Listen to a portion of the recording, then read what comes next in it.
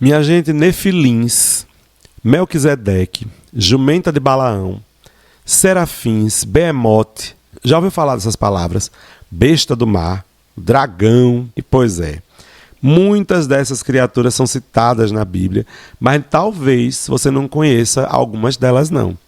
E nós estamos aqui para te ajudar exatamente.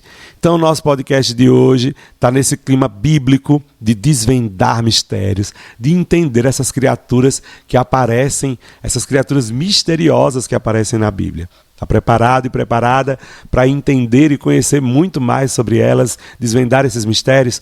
Pegue sua Bíblia e venha com a gente, porque você está naquele que é o melhor, o meu, seu, nosso podcast. Vamos juntos!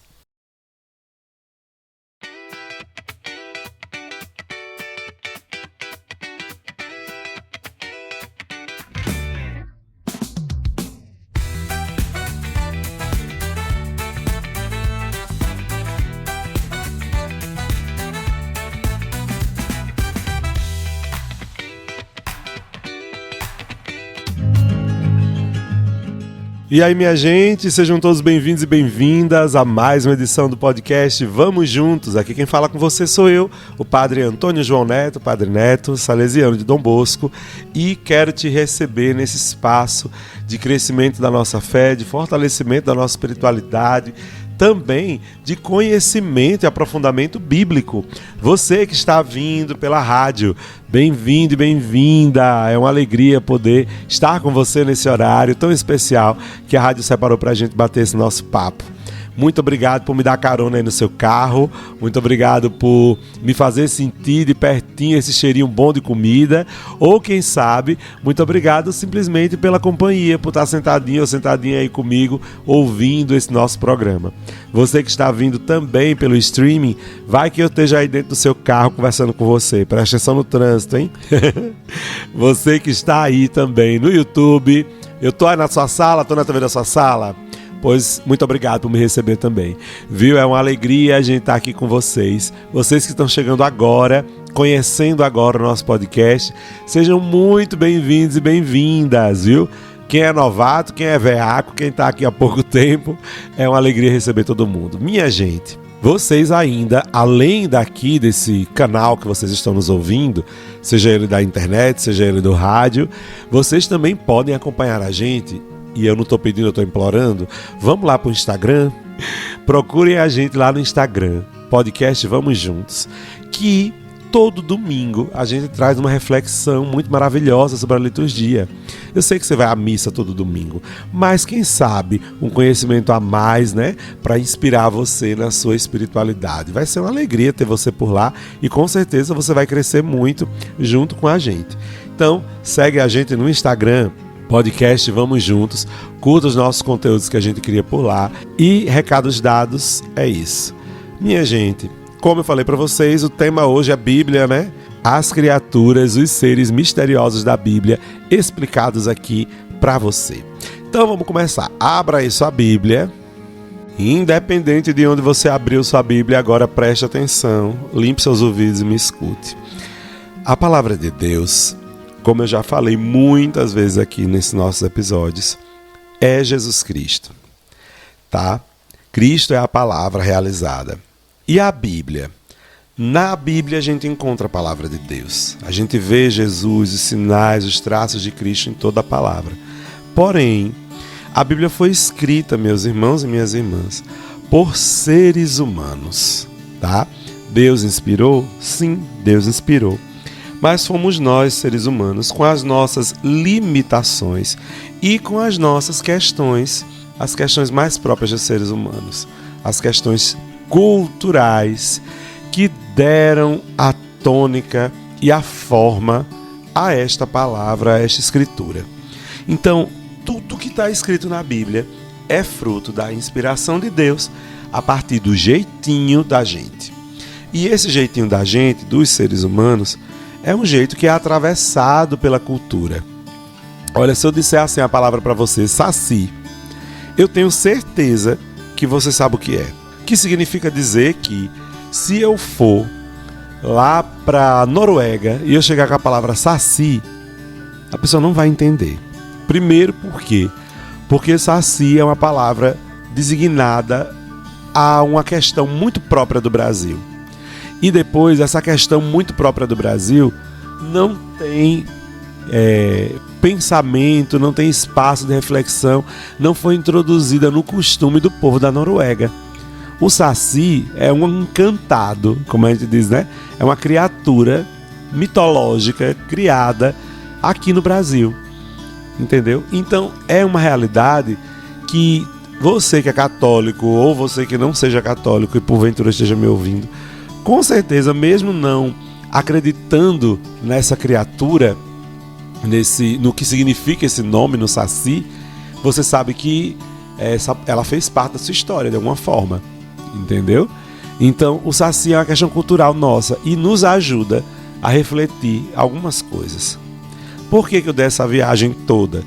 Porque, minha gente, lá na Bíblia a gente vai encontrar, principalmente nesse episódio agora que eu vou mostrar para vocês, né? A gente vai encontrar uma série de criaturas que foram designadas, foram escritas desta forma, descritas desta forma, porque elas eram interpretadas a partir do aparato cultural, do arcabouço cultural, para dizer uma palavra difícil, a partir do que o pessoal entendia. Então, sabe aquilo, você luta com as armas que tem? Pronto.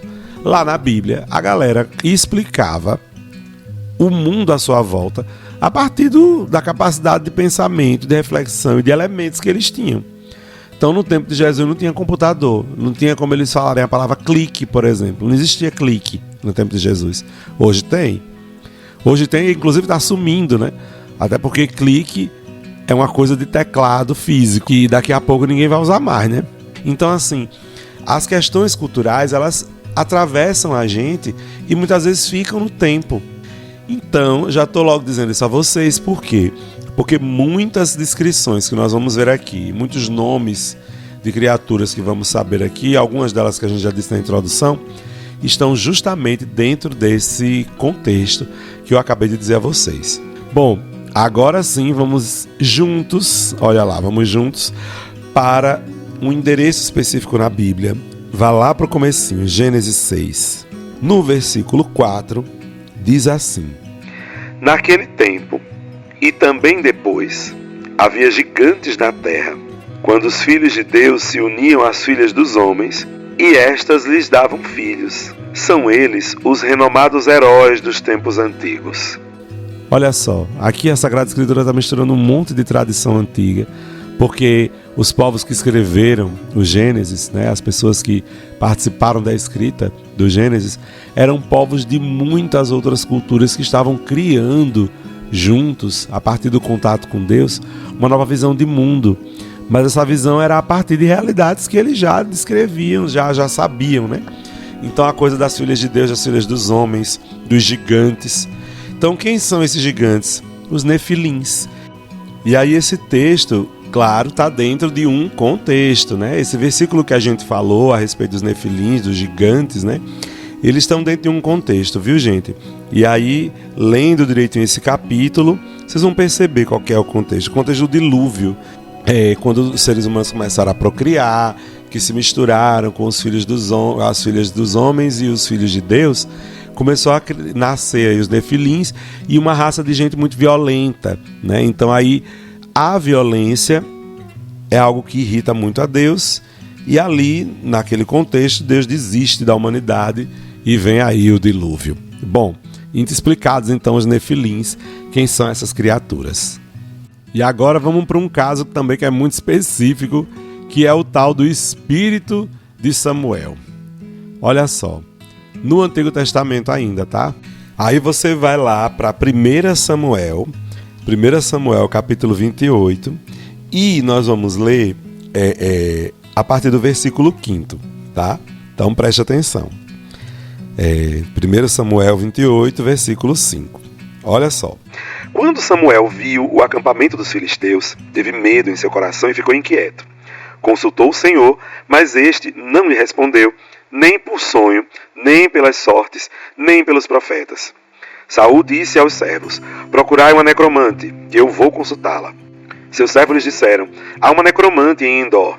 Então Saul, para se disfarçar, vestiu outros trajes e foi ali com 2 de seus homens.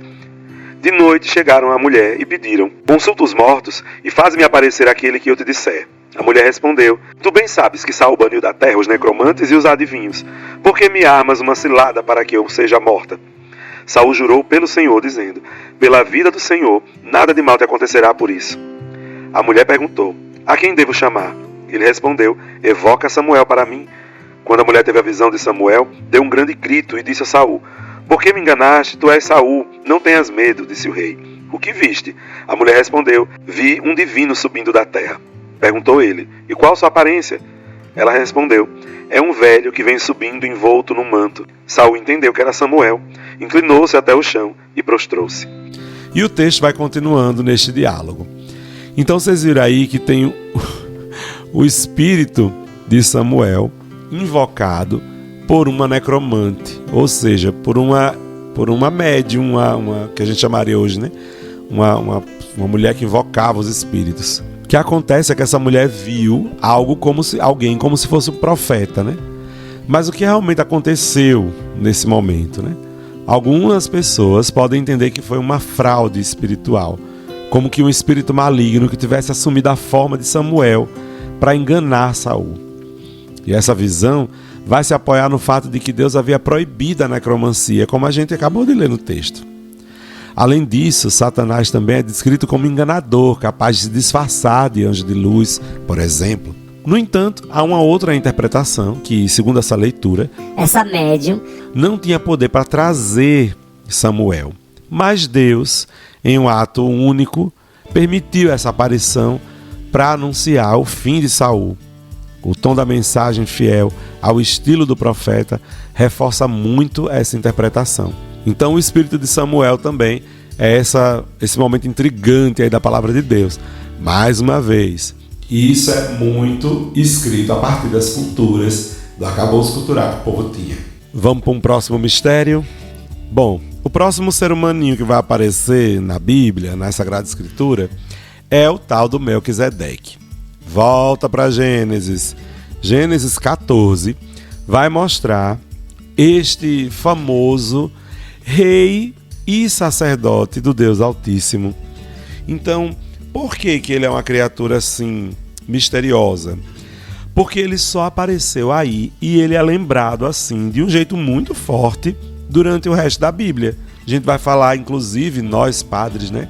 Nós somos segundo a ordem do rei Melquisedeque, que só apareceu um pedacinho da Bíblia, inclusive numa relação religiosa com o próprio Abraão, e o texto bíblico é muito curtinho a respeito dele.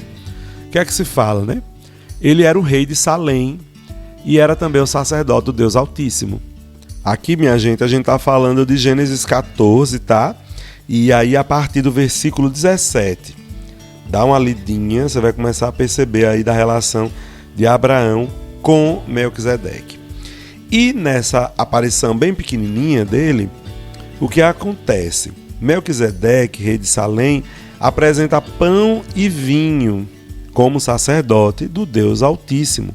Abençoou e depois Abraão entregou a 10ª parte de tudo que ele possuía, né? Deu o dízimo de volta aí para o Melquisedeque, que também era um sacerdote. Esse gesto de Abraão de entregar o dízimo para o Melquisedeque é um gesto que revela uma autoridade espiritual do próprio Melquisedeque muito grande, que, por outro lado, não impediu a linhagem levítica de Abraão.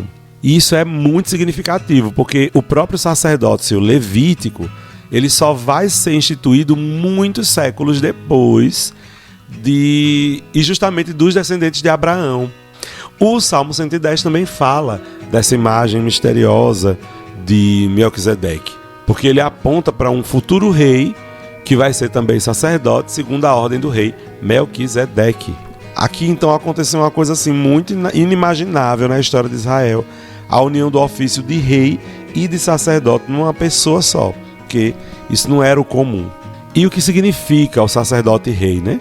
é na verdade uma unidade muito forte de ser humano, porque a perspectiva do sacerdote tem a ver com a santidade e do rei com o poder. Então, essa ligação de santidade e de grande poderio tem a ver muito com o nosso Deus, né? E aí, de repente, ele vai, neste salmo, apontar para uma figura que vem, que vai reinar e que vai ser sacerdote, uma figura messiânica, né? E aí a gente já sabe que estamos falando de quem? Do nosso querido Jesus, do nosso querido JC. Então, diferente dos sacerdotes da linhagem levítica, que tinham uma função limitada pelo tempo, né? Porque eu acabar morrendo, Jesus vai exercer um sacerdócio eterno, que não está ligado à genealogia humana. Ele mesmo morre e ressuscita, né? Então quer dizer que a vida, o tempo aqui para Jesus se torna pequenininho, né? Ele vence até a morte, diferente de todos os outros sacerdotes. Por isso mesmo que ele é chamado de sacerdote para sempre, segundo a ordem do rei Melquisedeque. Ô gente, e anjo, hein? A gente já falou bastante de anjo aqui, né? Nesses nossos episódios. Bom, quem ainda não sabe sobre os anjos, vá dar uma pesquisada nos nossos episódios que a gente fala muito sobre eles. Mas aqui é mais a questão, como é que eu posso dizer? Figurativa, né? Descritiva da Bíblia a partir dos anjos, né? São figuras muito intrigantes e que aparecem toda vez de um jeito diferente. O que é interessante aqui é que a Bíblia vai fazendo uma ligação tão grande dessas criaturas com Deus, que é como se os anjos fossem uma manifestação, presta atenção no que eu vou dizer, do próprio Deus para a nossa realidade. Então, os anjos, eles trazem notícias de Deus, né? São basicamente o eco da própria voz de Deus para nós. E, de fato, a função dele é trazer a mensagem de Deus para a gente. Mas os anjos aparecem de jeitos muito específicos na Bíblia. Por exemplo, em Gênesis 16, ele aparece com a figura humana. O anjo do Senhor encontrou junto a uma fonte no deserto, no caminho de Sur, e disse: Agar, escrava de Sarai, de onde vens e para onde vais? Quer dizer, não mostra a aparência, mas do jeito como ela conversou com ele, parece que era um ser humano, né? É um papo muito tranquilo entre os dois, assim, mais ou menos, né? E aí a pobre da Sarai estava fugindo, né? Grávida. E ele, por exemplo, propõe que ela vai ter muitos filhos, né? Ele promete a ela muitos filhos. É como se fosse o próprio Deus falando com ela, né? Em Êxodo 3, por exemplo, no episódio da sarça ardente com o nosso querido Moisés, o texto vai começar dizendo que o anjo do Senhor apareceu a Moisés, mas em seguida a voz que fala é a do próprio Deus, né? Pedindo para que ele saia da terra e vá salvar o povo.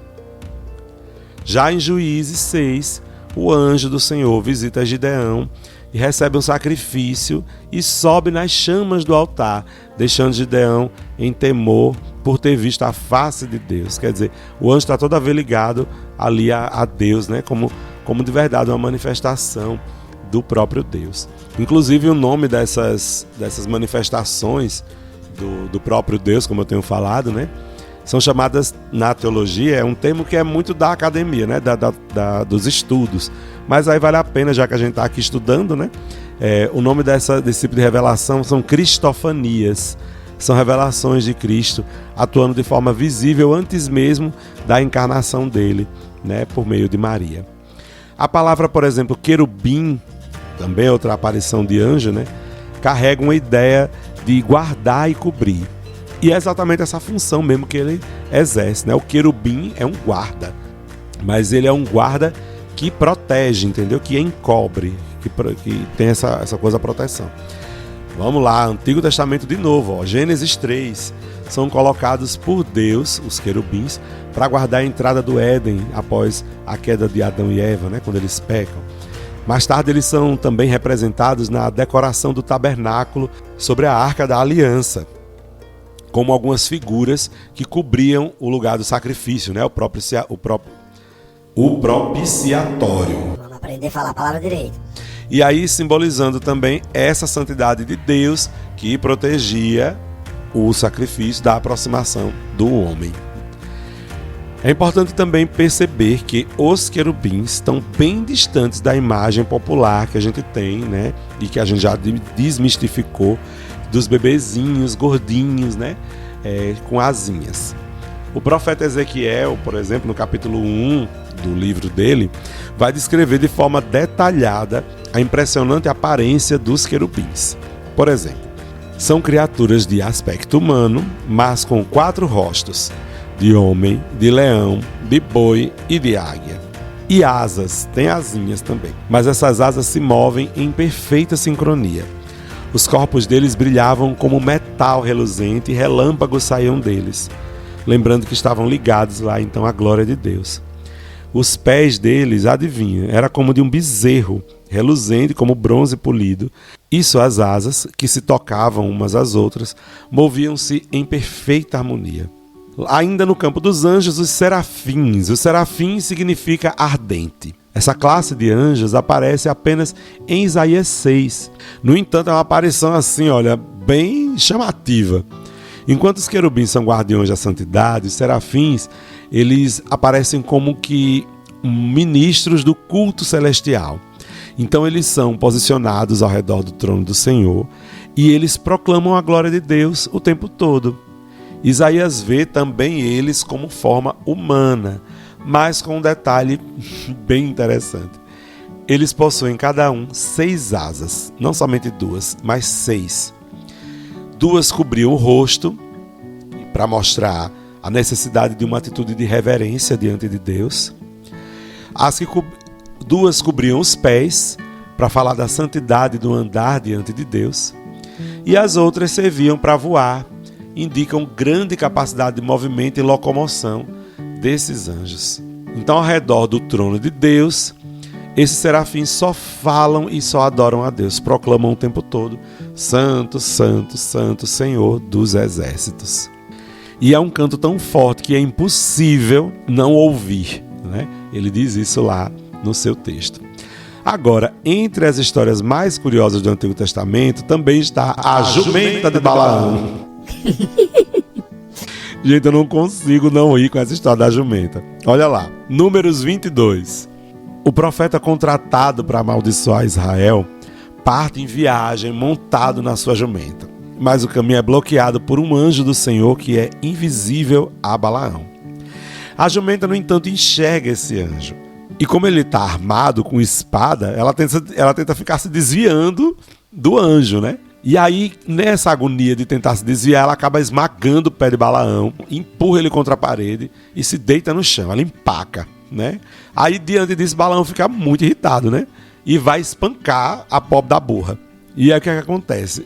Deus concede a esta, segundo a narrativa bíblica, Deus concede a esta jumenta a possibilidade de falar com voz humana. E a coitada vai perguntar para o profeta: por que você está me batendo?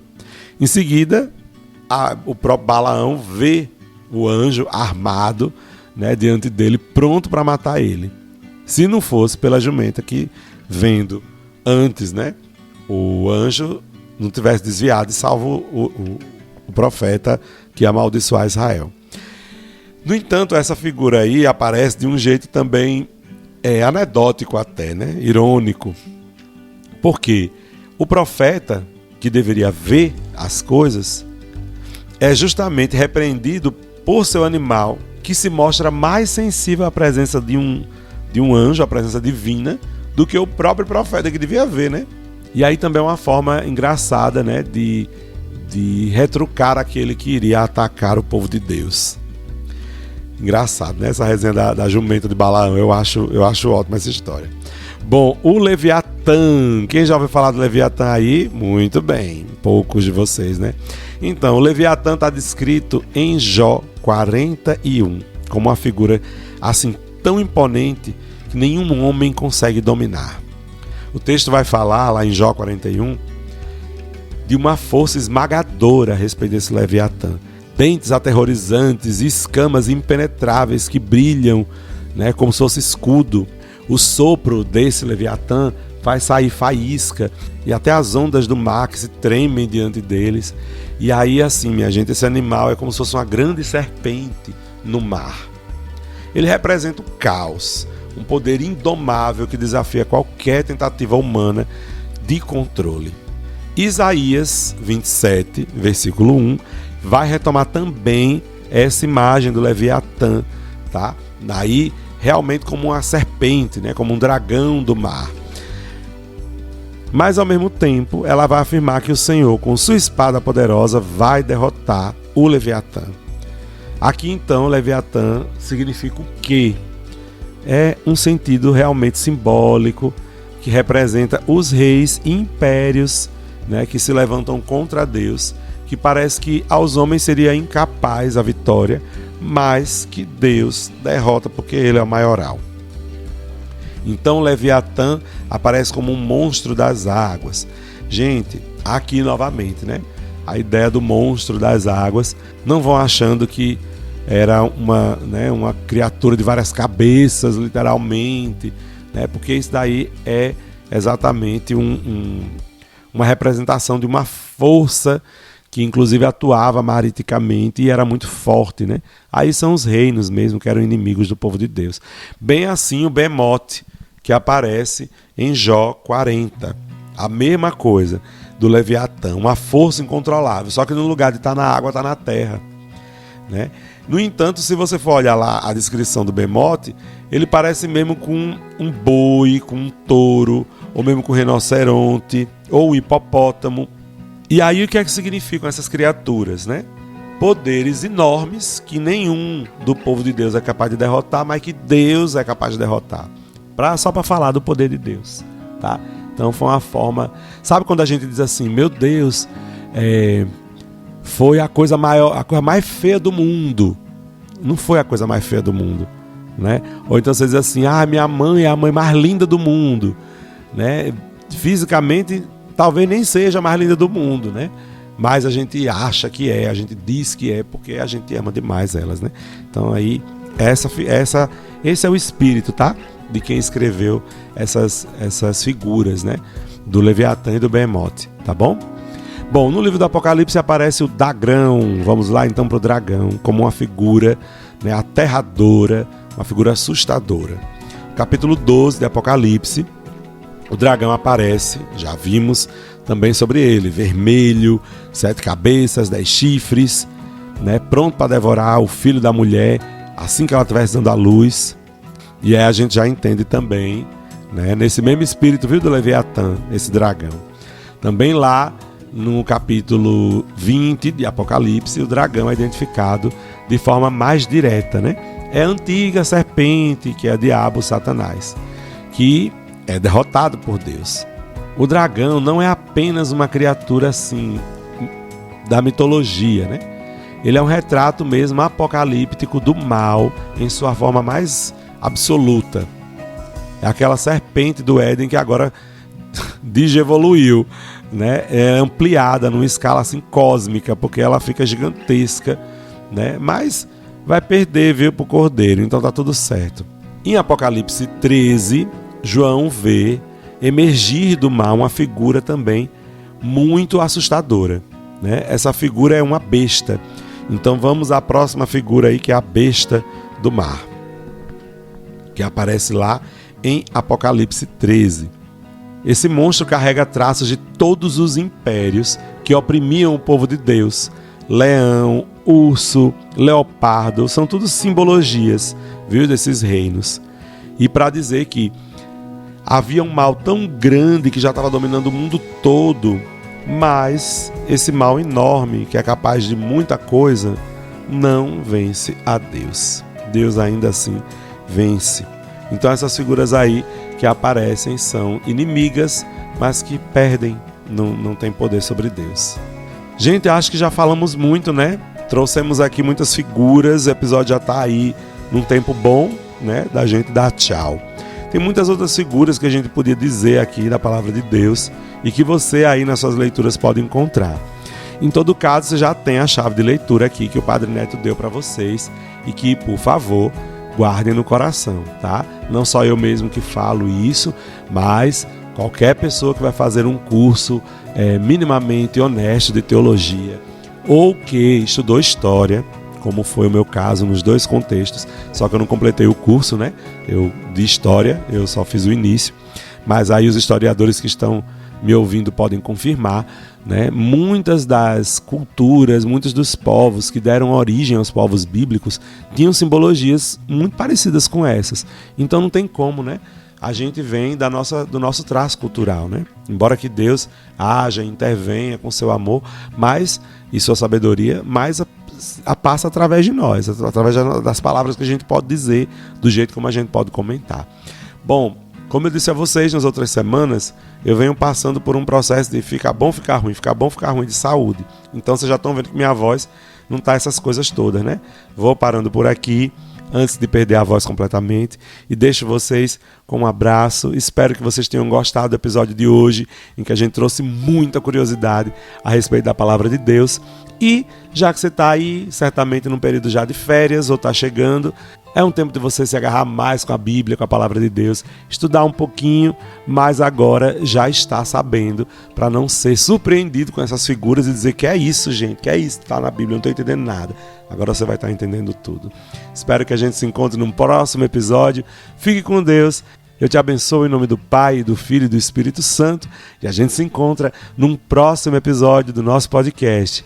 E aí, está preparado para conhecer tudo e aprender muito mais, fortalecer assim a sua fé? Então você está mais que convidado. Vamos juntos?